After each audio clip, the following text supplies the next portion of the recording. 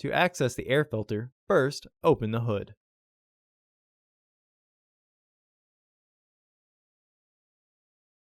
The air filter is located here. There are 4 fasteners securing the housing. Disengage the fasteners. Lift the housing and remove the old filter.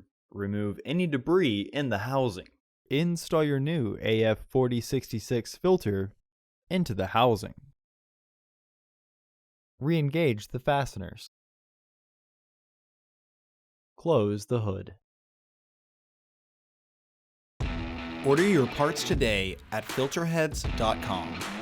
Also, please like our video and subscribe to our channel so you won't miss any new content.